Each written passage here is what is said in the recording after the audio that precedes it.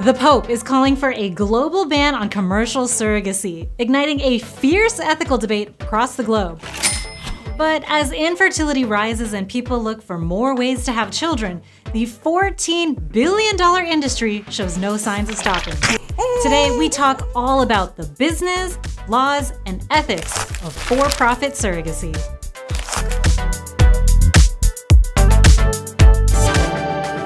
Paris Hilton, Kim and Khloe Kardashian, Chrissy Teigen, and Anderson Cooper have all had a baby without getting pregnant, thanks to surrogate mothers. So Anderson Cooper didn't want to ruin his perfect body by having a baby. Having a baby for someone else in exchange for money is a booming business. The global commercial surrogacy industry will be worth an estimated $129 billion by 2032. The most common type of for-profit surrogacy is gestational surrogacy. How does this biologically work? What's the scientific process?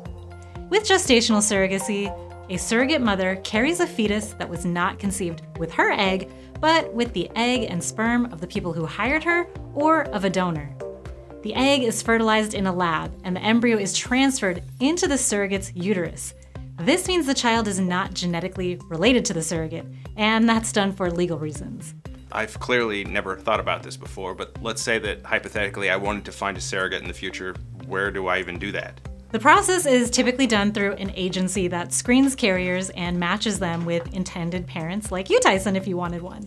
The agency helps navigate health insurance, the legal system, and monitors in vitro fertilization and the embryo transfer.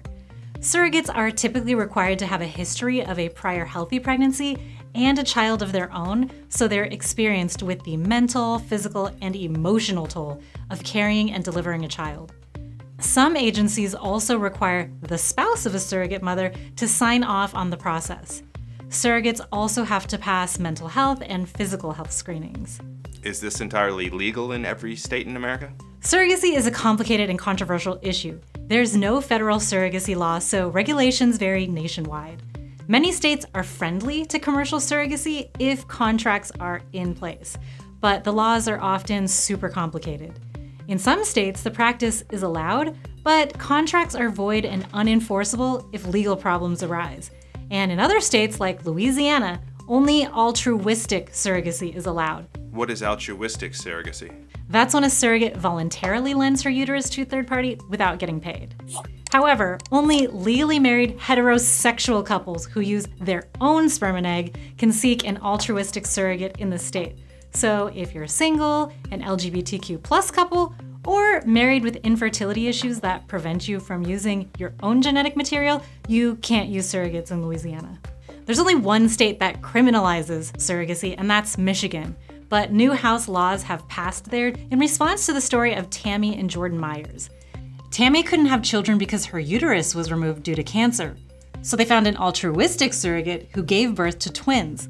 Even though the surrogate wasn't compensated, the courts refused to recognize the Myers' parental rights, even though the twins are their biological children and there was no objection from the surrogate.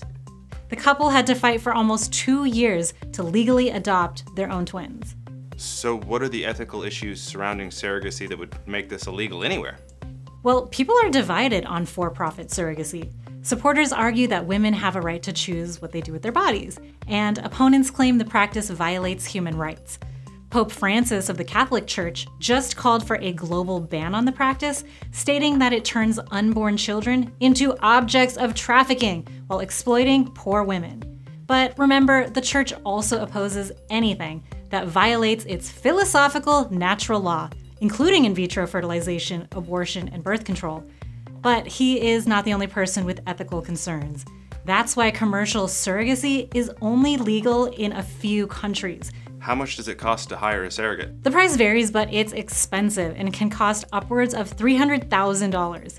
Now, the fees go to the agency and to cover medical treatments, since insurance doesn't typically cover fertility procedures.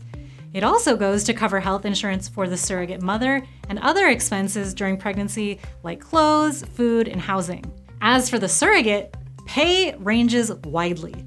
Some surrogate mothers report being paid just $20,000 for their services, and others say they got $100,000. Celebrities and the ultra-rich probably pay a bit more, but it's private information, so we don't really have anything to base that off of. Medically assisted procreation isn't cheap, so it's more accessible to the wealthy. What motivates a particular woman to want to have a baby as a surrogate? Well, some women see it as an incredible gift to society and to families, and believe me, it is absolutely a gift. They genuinely want to do it. And of course, others do it as a job for money. Is there any situation where you would be a surrogate mother? I definitely wouldn't be a surrogate mother because I have been pregnant before and had a baby, and my bond with my child was very strong. I can't imagine that it would be any different even if it was the genetic material of someone else, but I am so grateful for surrogates because they're helping people have babies and families, and you really can't put a price on that. They're really— Oh, I think you can. What if someone was going to pay you $100 million? Ooh, okay, then yeah, I would do that. $100 million, hit me up. $100 million, and you got to be pregnant for 9 months. Yeah. For this famous, super rich celebrity. But you got to give the baby up when you're done. Yeah, well, for $100 million, it's not my baby anyway, right? I'm just renting out my womb. Maybe I'd do it. No, but really, I don't think I could ever do it. I definitely don't want to be pregnant again if it's not for my own child. It's a lot on your body and mentally, emotionally, the whole thing. Would you be afraid that you would fall in love with the baby, regardless? I would definitely fall in love with the baby regardless because I could love any baby. When the baby comes out, would you like hold it and hug it, or would you not hug it at all because you don't want to get attached? Oh, you're already attached. I mean, it's growing inside of your body for 9 months. So I think I would have to hold it if it came out. I think it would be really bizarre to just have it taken away, but everyone's different. And these women are really providing an amazing, beautiful service to families. They're helping them grow a life, something that they don't get a lot of thanks for. This is a very taboo subject, surrogacy. A lot of people don't want to admit that they've had a surrogate because there's a lot of shame behind the process of surrogacy, and there's a lot of shame about infertility. So you're telling me that commercial surrogacy is going to be a booming business. What's causing it to explode suddenly? A lot of it does have to do with how we see it in the media, with celebrities bringing attention to it. Also, the fact that there are better technologies now, fertility technologies, so there's better treatments. It's also, there are more LGBTQ plus families that have been legally allowed to, get married and have children globally, so they're looking to expand their families. And the rise of women having children later in life means that they struggle with fertility issues and they can't necessarily have one of their own. Oh, okay. So technology has made it now where people can do this who never could have done it in the past. A lot of people want to have a surrogate as opposed to adopting because there's still this very inherent human nature where we want to have our own offspring, as silly as it sounds. There are tons of children that need to be adopted or fostered. There's also a little bit more control in the process than there is with adoption. So do surrogate mothers ever regret it? Is that ever a problem? Yeah, sometimes they do regret it. That's because pregnancy changes your mind, your emotions, your hormones. Even if you've had a prior pregnancy, you don't really know how your next pregnancy is going to impact you. A study in human reproduction reveals that surrogate mothers experience higher levels of depression during and after pregnancy than expectant mothers. One woman said she regretted being a surrogate because she said it felt like she was selling her baby, even though it wasn't biologically her child. And that makes sense to me because during pregnancy, women lose gray matter in areas of their brain that are associated with helping them be able to attach to their infant. That mother-child bond is very, very real. And breaking that bond can be psychologically damaging to surrogate mothers.